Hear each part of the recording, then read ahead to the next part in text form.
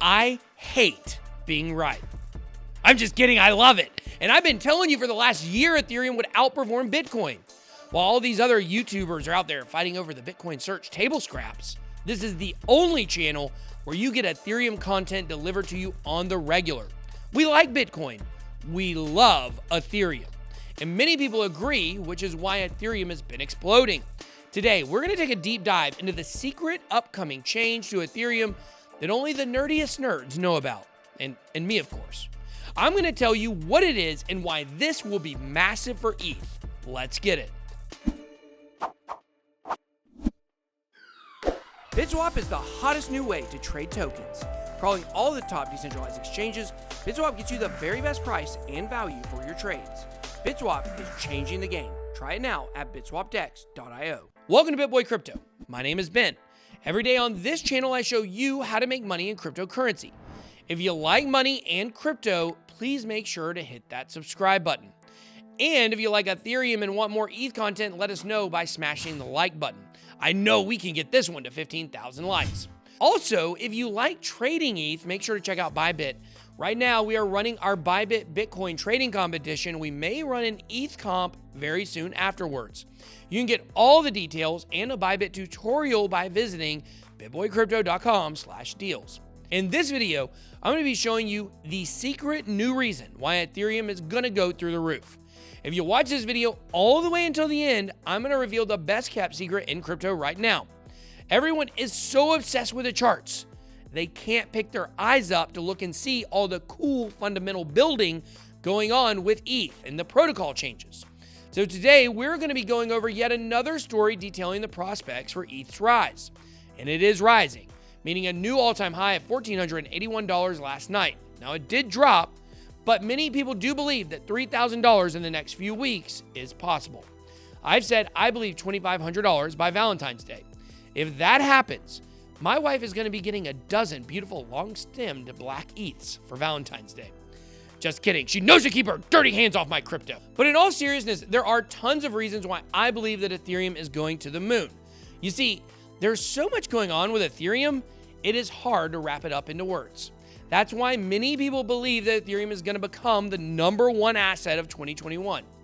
When are these outlets going to start writing articles quoting me? The Bit Squad knows. We've been saying this long before these uppity investment fund managers and news media were talking about ETH. They are probably getting the idea for these articles from the Bit Squad. Over the last week, though, I've discovered yet another reason to be bullish. If you watched one of our ETH live streams last week, you would have seen my discovery of the EIP1559. I didn't even know that was going on. It's something no one here on YouTube is really talking about. But the crypto press is definitely into this. The Ethereum technicals are so sexy right now that no one is getting to know her personality, her fundamentals. So let's get a little nerdy here with EIP1559. And yes, one of the authors of this proposal is the big boss man himself, Vitalik Buterin. You have to understand, while Vitalik may seem like an alien from outer space, he definitely has a brain like one. He sees far into the future, but he also doesn't like to wait, and I get that. Me neither. So that's why early on, as early as 2015, only 1 year after Ethereum launched, Vitalik already saw and knew that Ethereum was going to need an upgrade. This upgrade, now called ETH 2.0, was originally called the Serenity Update. But long before the Ethereum network clogged in 2017 due to CryptoKitties of all things, Vitalik knew something was going to need to happen. He saw the problems coming. But ETH 2.0 itself won't solve everything. One of the pesky problems that people don't like to talk about with Ethereum is it has a scarcity problem. It's one of those things that can definitely be overcome with demand, but it's not as scarce as Bitcoin. And it doesn't have supply and demand built into it the same way that Bitcoin does, with the halving event approximately every 4 years or every 210,000 blocks. So what do I mean by this? Well, Bitcoin is famously known for its 21 million max supply. Ethereum has no max supply. Ethereum only has a circulating supply. Right now, there are 114 million ETH compared to 18.5 million BTC, but there's no cap on ETH. Right now, there are about 7.5 to 8 million ETH created per year. To me, the most significant part of this new proposal is the burning of ETH to control the supply. If we're going to have an institutional run of FOMO on Ethereum, developers must make sure the supply can be maintained. And EIP1559 is making sure of that. So let's dig a little deeper into what it actually is. According to a Medium article by David Hoffman, the two main components of EIP1559 are that it establishes the market rate for block inclusion and burns the majority of the ETH in the transaction fee. This will allow miners to carry on receiving fees, which keeps them incentivized, but the burning counterbalances inflation on the Ethereum network. Many of the changes that have been proposed to fix these problems have tended to only benefit validator nodes, or the 1% if you will. But this change will help all Ethereum holders. Burning ETH removes supply, therefore increasing the value of the remaining ETH. It's the same concept staking is built off of. In addition to the burning, though, there is another purpose, which is to control the market rate for block inclusion. This is done through something called a slack mechanism. And this is pretty cool. When I looked into this, I really liked it. Just keep in mind, block sizes are an extremely crucial element for speed. In fact, this is the entire reason that Bitcoin Cash forked off from Bitcoin, and eventually why Bitcoin SV forked off from Bitcoin Cash. None of them could agree on the size of the blocks. The bigger the block, the faster the transaction. Now, if this is the kind of thing that interests you, we do have a big video on Bitcoin Cash coming out this week. We get a lot of questions about it. But the slack mechanism in EIP1559 allows for bigger blocks. Sometimes.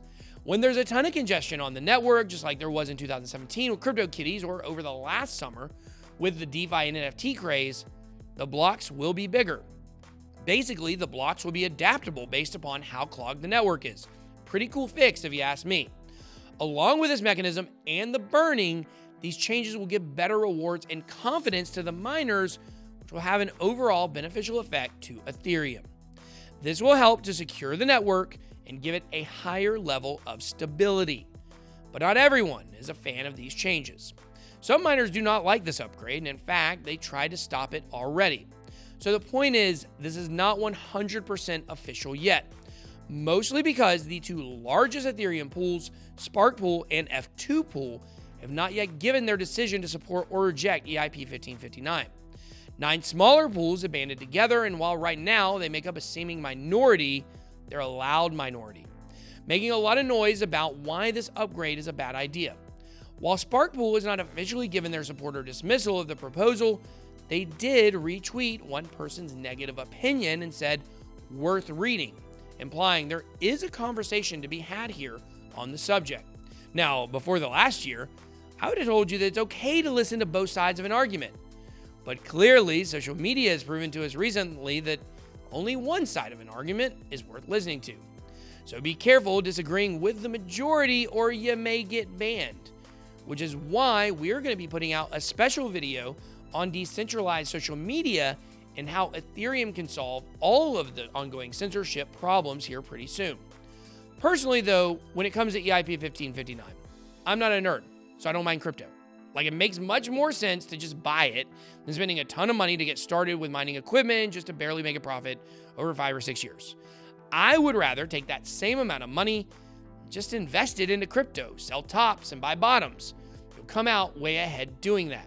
So I'm not concerned with the inner working politics of mining. They act like hash rate is their precious. But here's what I'm for: controlling the ETH supply. This could eventually be the Achilles heel of Ethereum in the future if it isn't worked out. Making ETH deflationary instead of inflationary needs to be a big focus for the network. And in my opinion, EIP1559 begins working toward that goal, so I'm all for this. But drop me some comments down below and let me know if you're for or against or don't care about this proposal. But bottom line is, burning ETH should pump our bags, and that's something we all want and need if ETH is going to end up hitting 27K this year. Don't forget to smash the like button if you want more ETH content on the channel. That's all I got. Be blessed. Boy out.